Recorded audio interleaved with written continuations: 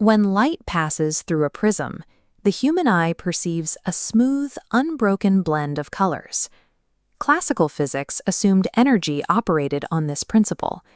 Here, the visible spectrum's gradient appears seamless from 400 to 750 nanometers, a billionth of a meter. Under the classical model, an energized atom should emit light across this entire continuous gradient. This assumption relied on energy existing as an infinite continuum that could be divided into smaller and smaller fractions without limit. Applying high voltage to an elemental gas should theoretically produce a perfect continuous rainbow of light. When physicists actually energized elemental gases in a vacuum tube, they observed light that defied the classical model. Running this elemental light through a prism revealed a structure that challenged the very concept of a continuous energy spectrum. These are emission spectra for mercury, strontium, and neon.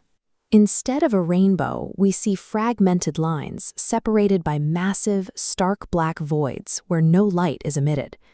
These gaps prove quantization, the reality that atomic energy is restricted to specific, non-continuous values.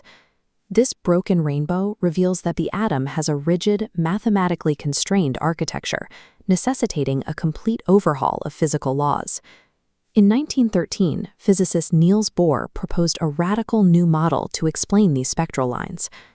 Bohr suggested that electrons exist in fixed orbits, behaving like planets locked into specific, unchangeable tracks around a nucleus. This diagram shows absorption, where an incoming photon of energy is absorbed. The electron jumps instantly to an excited state. Because energy is quantized, it cannot exist between these orbits. It is in one track or the next. Looking at the emission diagram, we see the electron relaxation process. The electron falls back to a lower energy state. As it falls, it emits a photon.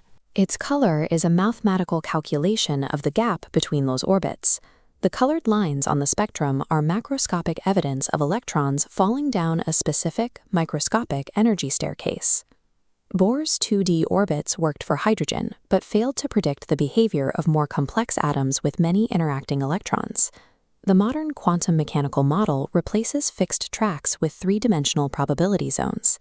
Chemists use the principal quantum number, n, to define an electron's energy level and its average distance from the nucleus.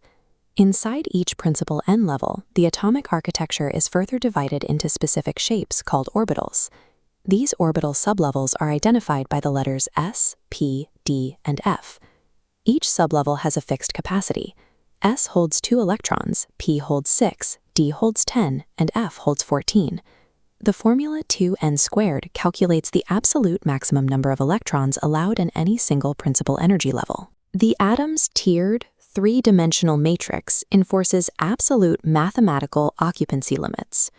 With multiple orbital slots available, we have to determine the order in which nature fills them. The Aufbau principle dictates this order, stating that electrons always occupy the lowest possible energy state first. Initially, the filling order follows a predictable numerical path, from 1s through 3p. However, the diagram shows 4s filling before 3d.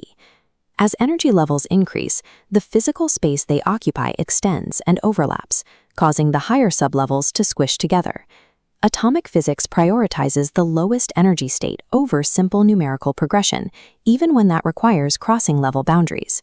The jagged, blocky shape of the modern periodic table is a direct macroscopic map of this overlapping energy topography. If we zoom into a single orbital box, we find the internal rules governing individual electrons. Under the Pauli exclusion principle, a single orbital holds 2 electrons, provided they have opposite orientations. Quantum mechanics requires that no 2 electrons in an atom share the exact same state, forcing them to adopt opposite magnetic spins to coexist in the same space. When filling a sublevel with multiple orbitals of equal energy, such as the 2p level in nitrogen, the behavior changes. Hund's rule states that electrons will fill these separate orbitals one at a time, staying unpaired with parallel spins as long as possible. This behavior is driven by the fact that electrons are negatively charged and naturally repel one another. By spreading out into empty orbitals, electrons minimize this electrostatic repulsion, increasing the atom's stability. Energy minimization and magnetic repulsion make these configurations the unavoidable physical consequence of fundamental forces. Now that we have mapped the internal structure, we can focus on the most active area of the atom, the outermost edge. Chemists use condensed configurations to simplify these maps. The stable, unreactive inner core of the atom is collapsed into a bracketed symbol for a noble gas. This leaves only the final, unbracketed portion exposed. These highest energy electrons are known as valence electrons. These specific electrons are the only parts of the atom that physically interact or bond with other atoms. Condensing the notation removes the chemical dead weight to highlight the primary actors governing the atom's behavior. Ultimately, the specific microscopic arrangement of these outermost valence electrons directly determines the physical properties of all matter. The principal energy level N determines the atomic radius, which is the physical size of the atom. The availability of space in those valence orbitals dictates electronegativity. Electronegativity is the measure of an atom's hunger to attract and pull shared electrons toward itself. Every chemical bond and biological signal is a direct downstream effect of the Aufbau, Pauli, and Hund principles. We have traced the journey from mysterious lines in a spectrum to a mathematically rigorous system from mapping the quantum state of the atom. The absolute quantization of microscopic energy strictly determines the complexity of our entire macroscopic universe.